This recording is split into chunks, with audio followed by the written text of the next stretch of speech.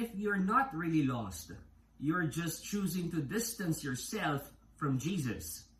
Be sure na patapusin mo ang video na to para malaman mo ang one big powerful message sa'yo ni Lord that can be the turning point of your life.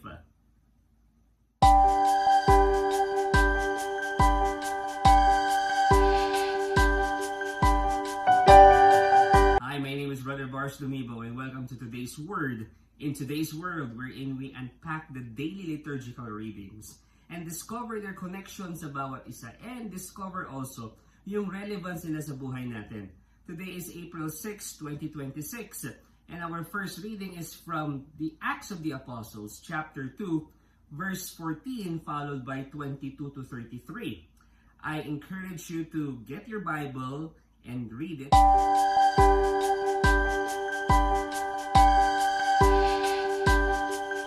In today's first reading, Peter stands not as the fearful disciple we once knew, but as a bold witness transformed by the power of the Holy Spirit.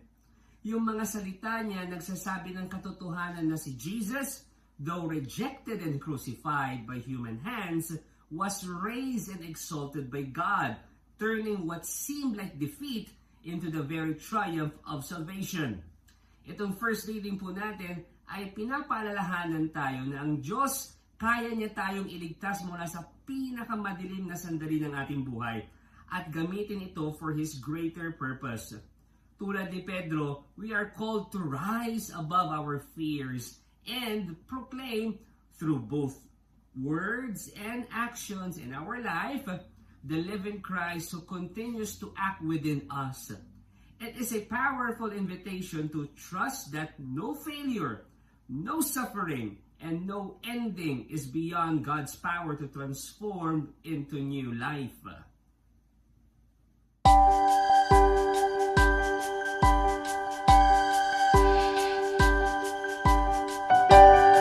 Thank you for staying. Please make sure na kayo po ay nandito at mag-i-stay hanggang sa dulo ng video na to para malaman ninyo ang connection ng first reading natin at ng gospel reading natin. Our gospel naman po for today ay galing sa Matthew chapter 28 verses 8 to 15. Again, I encourage you to open your Bible and read it.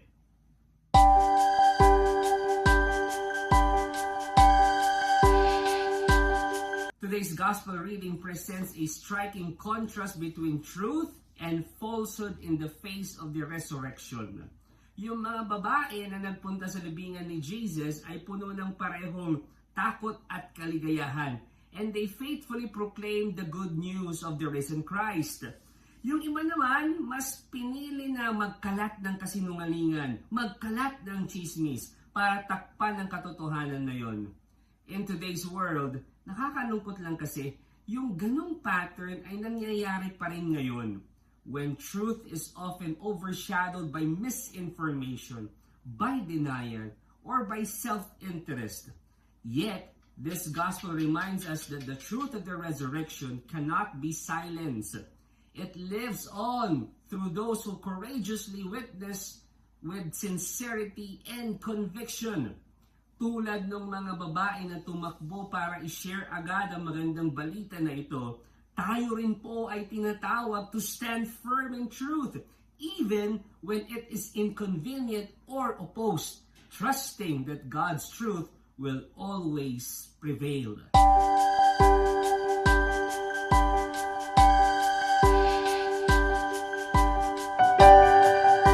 Now let's tie the first reading and the gospel reading. Ano nga ba ang connections nila sa bawat isa?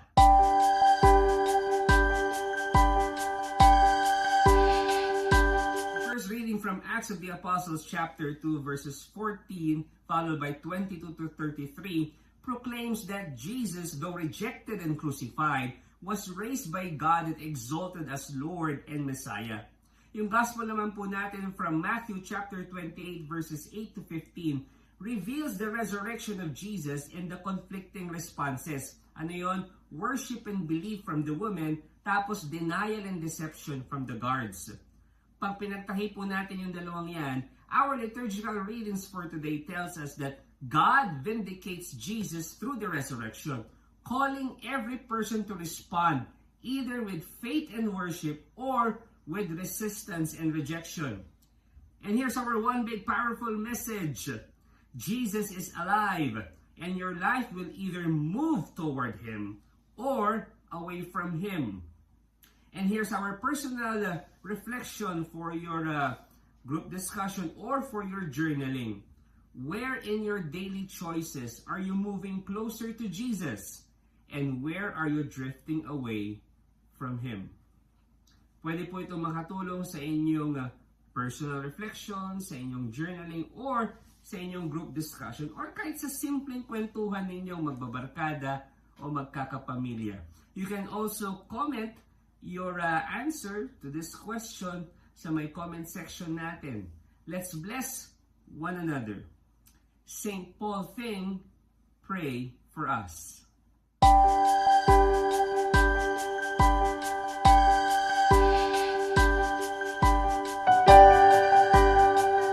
Friends, if you're blessed by this episode, I ask you, please share this to your family, friends, and loved ones. Be my partner in sharing this message, in sharing God's love and message to people you know. Pwede nyo rin pong i-share ito sa inyong social media account para if ever randomly merong makakita, uy, para sa akin pala ito, yun ang may isip niya. Kasi po, we'll never know na merong mga tayong kakilala, lalo na friends natin sa social media, na nakakailangan ng message na ito. Please be my partner. Also, if it's not too much to ask, I also encourage you to follow me on my social media accounts and subscribe to my YouTube channel. Again, this has been Brother Bars Lumiba for another episode ng Today's Word in Today's World. I'll see you on our next episode. God bless you more. Mama Mary loves you. Blessed Happy Easter!